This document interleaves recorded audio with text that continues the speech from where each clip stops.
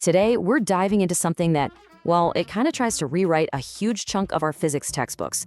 What if I told you that our entire understanding of electromagnetism, the force behind light, electricity, and magnets, might be missing a huge piece of the puzzle? Let's get into this fascinating and, pretty controversial idea called generalized electrodynamics. So let me ask you this. Do you think we've got it all figured out when it comes to electric and magnetic fields? The paper we're digging into today makes a pretty bold claim. It suggests there's a fundamental part of magnetism that we've just completely overlooked for more than 100 years.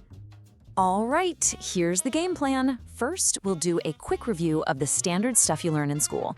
Then we're going to look for some cracks in that foundation. That's going to lead us to the really wild idea of a scalar magnetic field, and its biggest consequence, a totally new kind of wave. And finally, we'll check out the evidence and see what this whole new picture of physics might look like. Okay, so before we can break the rules, we gotta know what the rules are, right? So let's do a super quick refresher on a key idea from the standard physics playbook. So in standard physics, there's this thing called the vector potential, which we just call A. And for forever, physicists have treated it as, well, basically a calculator trick. It's super useful for getting the right answer, but nobody thought it was actually a real thing. The key point is that its field lines are always seen as closed loops, like tiny whirlpools that just spin and spin, looping back on themselves without ever starting or ending anywhere. Now, this closed loop idea is locked in by a mathematical rule.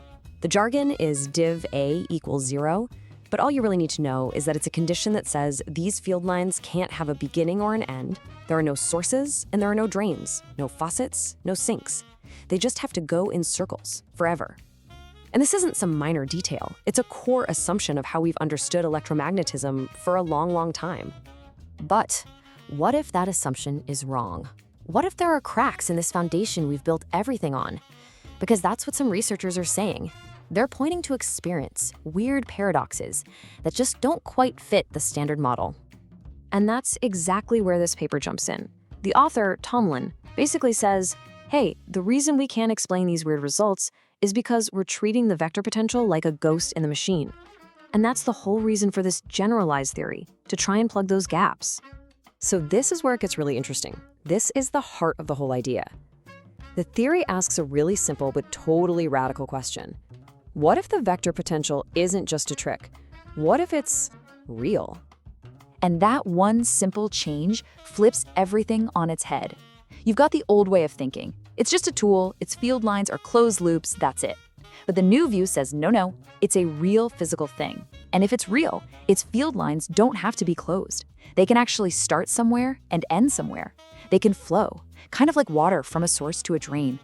Okay, hang on, because this is a huge deal. If these field lines have a start and an end point, a source and a drain, then those points themselves are a totally new kind of magnetic field. It's not the swirly, vortex-like field we're used to from a fridge magnet. This would be something that pushes outwards, more like pressure. And that's what this theory calls the scalar magnetic field. So let's break that down. The idea is that this vector potential, A, isn't one thing. It's actually made of two parts. Think of it like a river. You've got the whirlpools, the little eddies. That's the vortical component that gives us our normal magnetic fields. But then you also have the actual flow of the river itself, from upstream to downstream. That's the potential component. And the start and end of that flow, the source and the drain, that's what creates this new scalar magnetic field. Okay, so we have a new kind of magnetic field. So what? Well, this is what. If this thing is real, it predicts something absolutely mind-blowing, a completely new type of wave. In regular physics, we know a changing magnetic field creates a swirling electric field. That's how generators work. It's pretty basic stuff. This new theory just says, let's complete the picture. It proposes this really beautiful symmetry. If a changing vector magnetic field creates a swirling electric field, then a changing scalar magnetic field should create a radiating potential electric field. It's like finding the missing piece of the puzzle. And that's what would create this new wave. We're all used to light waves, right? They're called transverse waves. Think of shaking a rope up and down. The wave moves forward, but the rope itself moves perpendicular to it. While this new wave would be longitudinal. Imagine a slinky. When you push it, the compression wave travels along the slinky in the same direction as the push. That's what this wave would do. Its electric field would pulse back and forth in the exact same direction the wave is traveling. All right, I know what you're thinking. This is all cool, but where's the proof? A theory is just a nice story without evidence. Well, the paper does cite several experiments that it claims are the smoking gun. Now, just to be clear, we're reporting what the paper claims here. First up, this thing called the Nikolaev magnet. And it's weird. You take a normal cylinder magnet, cut it in half, and you flip one side 180 degrees and stick it back together. The theory says this setup physically separates out the scalar magnetic field. And the claims about what it does are just nuts. It supposedly pushes a current-carrying wire along its own length, not sideways like a normal magnet. And it can induce this strange boomerang effect voltage. It's just not what standard physics would predict. At all. Okay, next piece of evidence, the Monstein-Wesley experiment. In this one, they apparently transmitted energy between two capacitor plates that were way too far apart for normal radio waves to travel between them. And just to be sure, they stuck a filter in the middle to block any normal waves that might try to sneak through. And yet, a signal got through. And the way its strength faded with distance was exactly what you'd expect from one of these new longitudinal waves. And for the third piece of evidence, we go down to the quantum level. The paper talks about experiments where you fire a laser into certain types of gas. This apparently gets all the electron spins in the gas to line up just right. And when they do that, they act like a converter, taking the normal light waves from the laser and transforming them into a super focused beam of these proposed longitudinal waves. All right, so we've got a new field, a new wave, and some pretty wild experimental claims. Let's take a step back and look at the big picture here. What is this theory really trying to say? And what's really fascinating is that the paper points out that this idea isn't totally out of left field. Way back in the 1930s, when physicists were first developing quantum electrodynamics, their math actually needed longitudinal waves to work. But because they didn't show up in the classic Maxwell's equations, they were basically just swept under the rug, dismissed as non-physical artifacts. This theory is essentially saying, hey, maybe that was a huge mistake. Okay, now don't get scared off by the equations on this slide. We are not going to do any math, I promise. We just need to see where the new stuff fits in. See the little asterisks? That's the new stuff. The top equation is the big one. It says that a regular electric current, J, doesn't just create the normal magnetic field H we all know, it also creates this new scalar field H star. Then look down at the third equation. That dB star by dt bit just means a changing scalar magnetic field. And this equation says that when that scalar field changes, it acts as a whole new source for the electric field D. That's it. Those two little additions are the engine driving this entire new theory. So, when you boil it all down, what's the point? The big idea here is that this isn't just about adding a weird new wave for the fun of it. It's about finding a deeper, more symmetrical, and maybe more complete version of electromagnetism. It's arguing that by letting the vector potential be a real thing, you end up with a theory where the electric and magnetic fields mirror each other much more beautifully. You know, whether this specific theory turns out to be right or wrong, it makes you think. The laws of electromagnetism are like the bedrock of modern physics. We think we have them totally figured out. But if a theory like this can come along and seriously challenge them, it really makes you wonder, doesn't it? What other fundamental truths that we rely on every day are just one big discovery away from being completely rewritten? All right, fasten your seatbelts again, because we're making another approach. All right, so we all remember learning about electricity and magnetism in school, right? Two sides of the same coin, a fundamental force of nature. But what if that whole story is incomplete? What if there's a hidden side to magnetism that could literally change everything? Well, that's exactly what a paper by A.K. Tomolen suggests, and we're going to dive right in. So the question we're kicking off with is huge. I mean, could our entire understanding of one of the most basic forces in the universe be missing a piece? A big piece? Are the laws we've built modern physics on for over 100 years due for an update? Yeah, just let that sink in for a minute. This isn't some tiny little tweak. This is a theory that says the familiar north and south poles we all played with as kids, that's only half the picture. This is where we start to really question what we thought was settled science. Okay, to really get into this, we've got to talk about something called the vector potential. Physicists just call it A. Now, in your standard physics textbook, A is treated like a a mathematical tool. It's a handy shortcut to do the calculations, but not a real thing. And the absolute #1 rule about it is that its field lines are always closed loops. Think of them like a racetrack. They just go round and round, with no start and no finish. And yeah, this quote from a textbook pretty much sums it up. It flat out says the vector potential has no physical meaning. It's just an auxiliary function.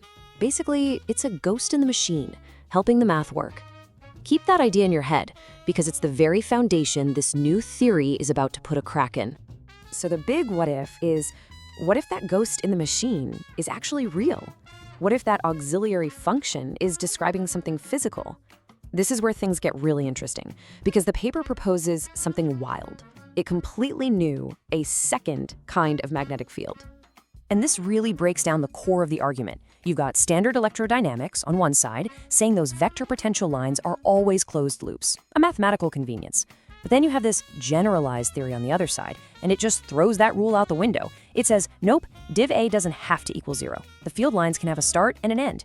And if that's true, it means the vector potential isn't just a math trick anymore, it's describing a fundamental physical characteristic of our universe. Okay, so you're probably asking, if these lines have a beginning and an end, where do they begin and end? Well, according to this theory, they start and end at something new, a scalar magnetic field, or SMF. Now, don't let the name throw you. Instead of the swirling, rotational field we're used to, like a whirlpool, this is a potential field. It's more like, the high and low pressure areas on a weather map. It has sources and sinks. So the big takeaway here is that the vector potential suddenly has a split personality. It's got two parts. You've got the vortical part. That's the one that creates the classic magnetic field, the one we see with iron filings around a magnet. But now there's the second part, a potential component, and that's the one that's tied directly to this brand new scalar magnetic field. So how would you even go about making one of these things, a scalar magnetic field? Well, the paper says you can't do it with a simple loop of wire, which might be why we've missed it in all our basic physics experiments. No, you need something different, like open-ended currents or very specific setups. And the toroid, that donut-shaped coil, is a fantastic example. See, with a toroid, the regular magnetic field is all nicely contained inside the donut. But this theory claims that on the outside, where there's supposed to be nothing, you're actually creating a pure scalar magnetic field. Now, if this field is real, the implications are massive.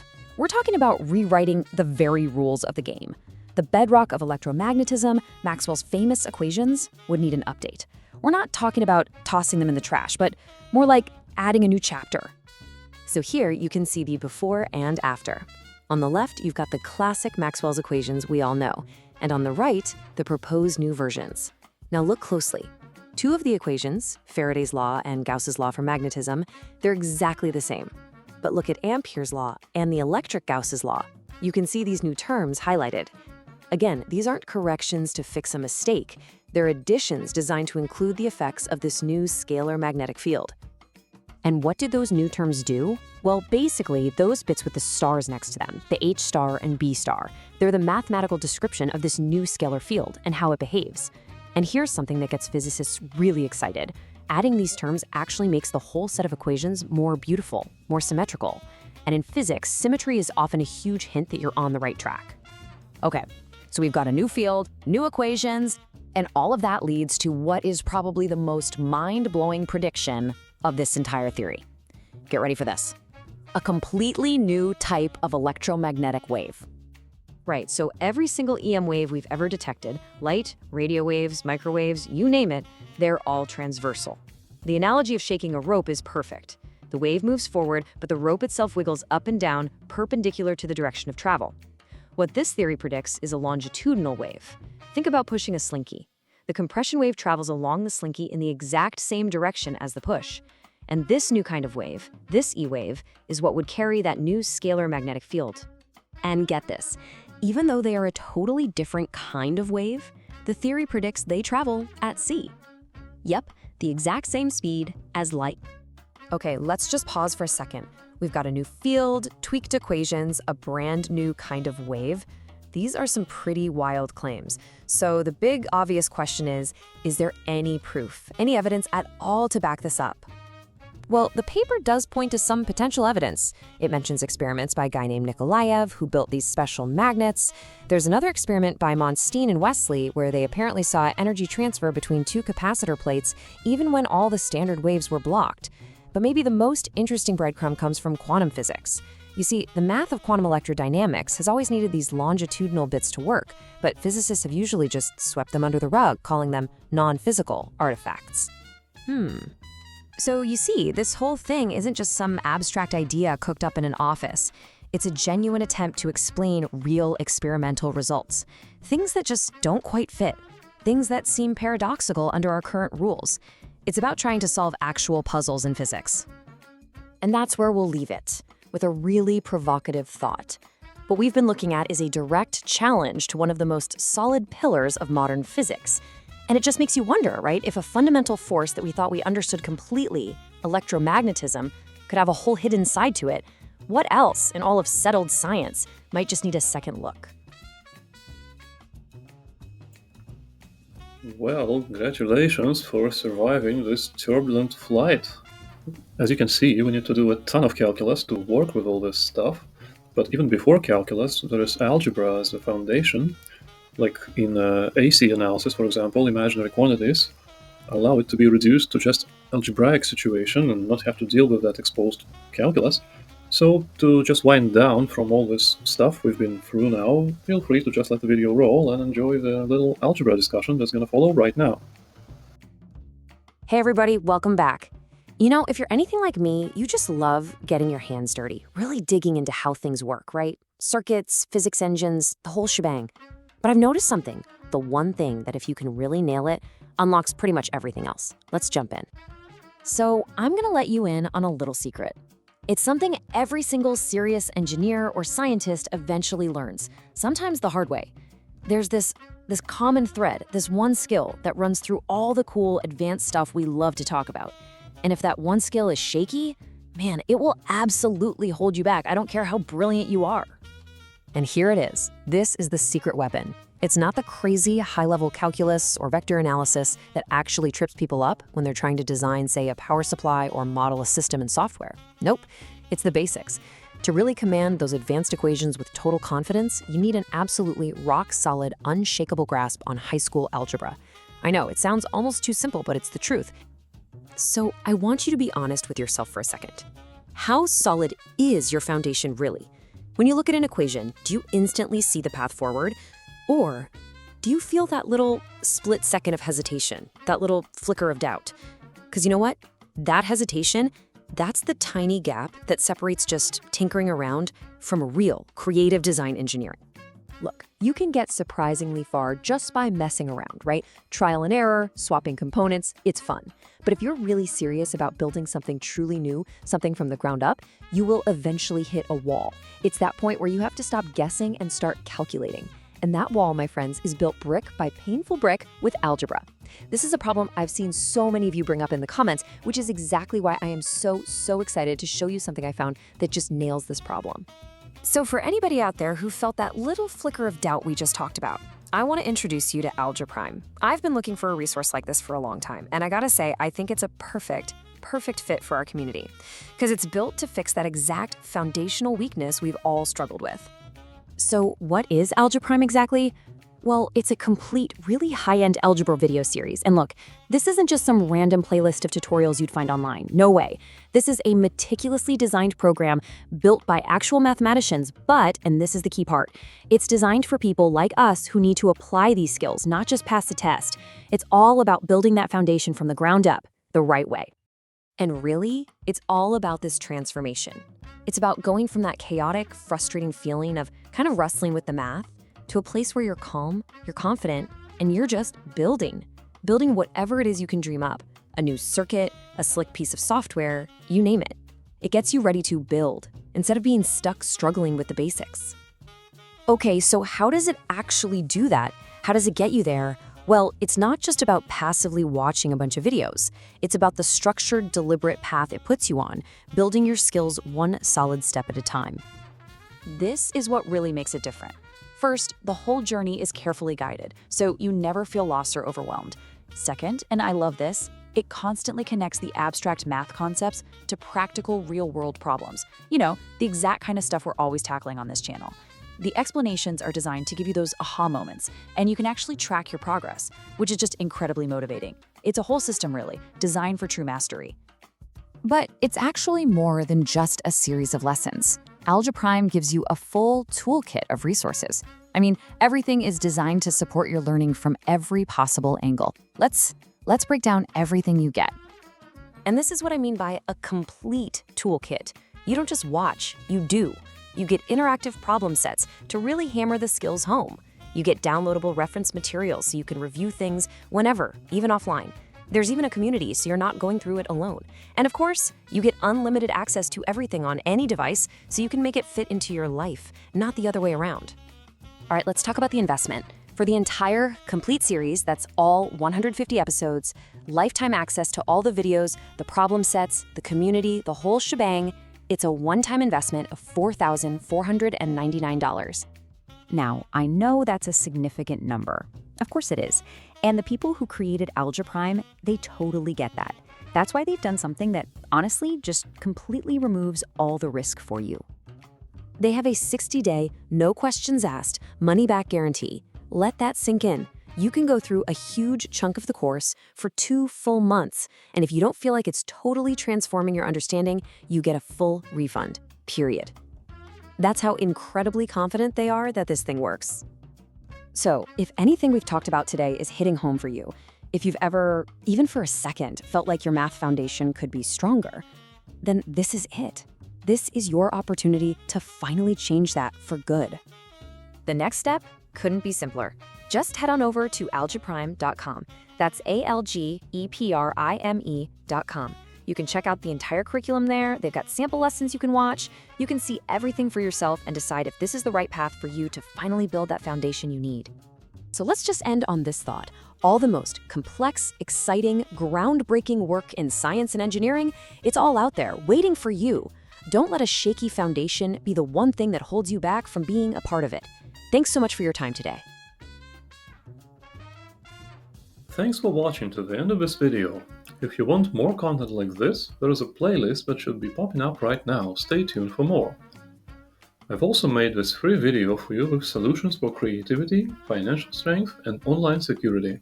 I hope you'll enjoy this offer as well as all the others featured on my channel. And that concludes this video. Thanks for watching, and until next time, this is Hermalau Tube. My name is Konstantin, reminding you that your interest is the current that powers this channel.